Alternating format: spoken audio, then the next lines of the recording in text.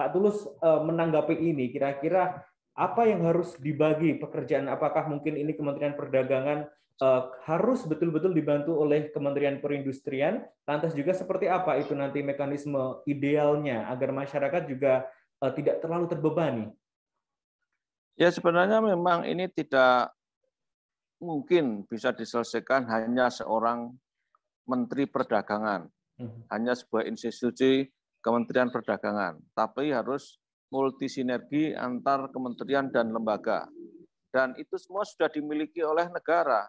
Ya, tetapi sayangnya sampai detik ini kenapa hanya dibebankan kepada Menteri Perdagangan saja? Seolah-olah kan kalau kita lihat Menteri Perdagangan ini menjadi bumper, menjadi tumbal di dalam kebijakan ini.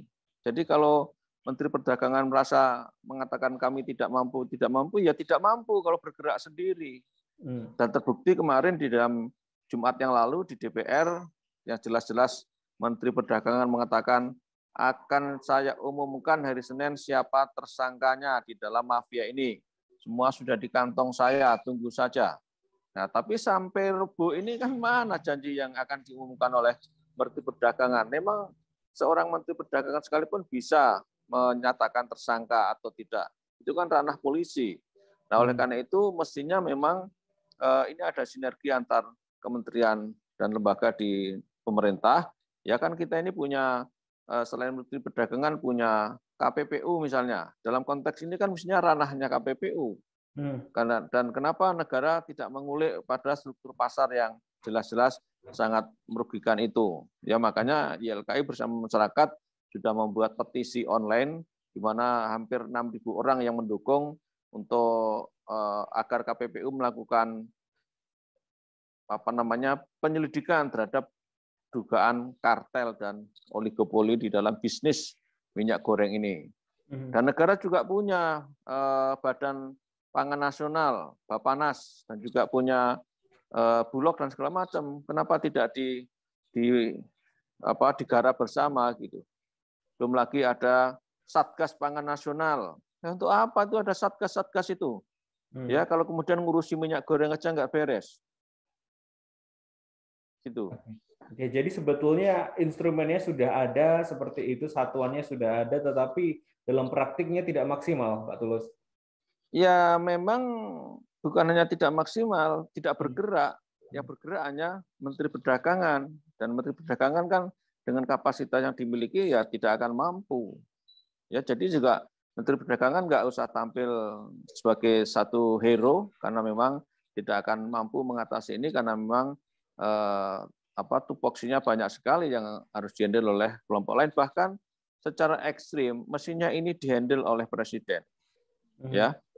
Nah, yang saya sayangkan atau ironisnya kenapa masyarakat sudah jungkir balik ya soal minyak goreng ini, tapi sampai detik ini presiden belum turun tangan secara signifikan terkait dengan masalah ini.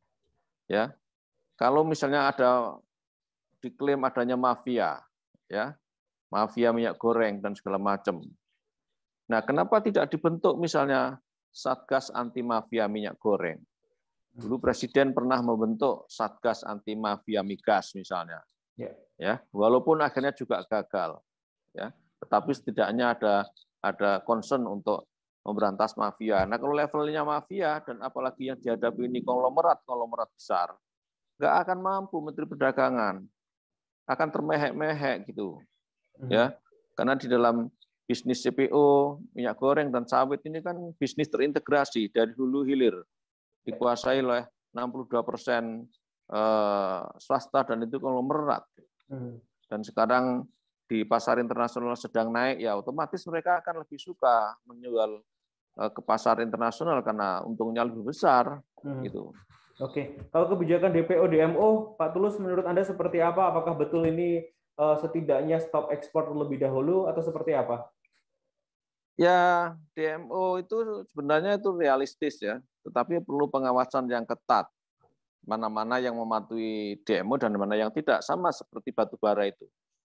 Ya kan? Kan kita juga eksportir batu bara. Batu bara kemarin kan di awal tahun pemerintah pernah tampil berani dengan melarang ekspor karena banyak pelaku usaha batu bara yang tidak memenuhi janji DMO. ya. Tapi itu juga meleset, artinya yang dikatakan akan melarang ekspor 1 bulan, ternyata baru 3 hari sudah menyerah, kemudian keran ekspor dibuka lagi.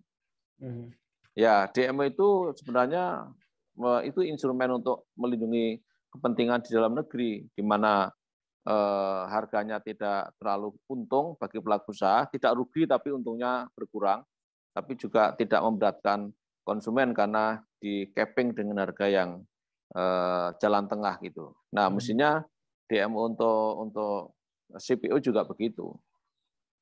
Tapi ya itu dia, kebijakan kayak batubara itu sudah disetting sejak awal, jadi tergantung fluktuasi walaupun ada kenaikan harga atau turun itu sudah terkondisikan. Nah, kalau yang CPO ini kan tidak terkondisikan karena tadi saya katakan. Terima kasih sudah nonton. Jangan lupa like, subscribe, dan share ya.